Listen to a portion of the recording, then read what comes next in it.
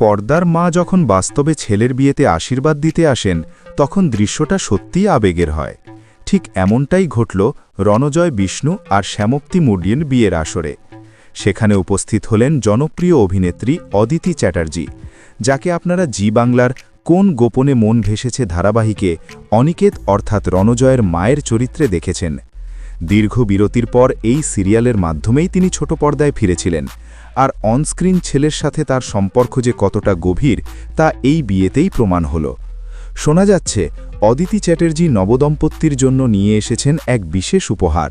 তিনি কনে শ্যামপ্তির জন্য এনেছেন একটি অত্যন্ত দামি এবং গর্জাস শাড়ি, আর নিজের রিয়েল লাইফ ছেলে রণজয়ের জন্য পছন্দ করে এনেছেন একটি স্টাইলিশ পাঞ্জাবি।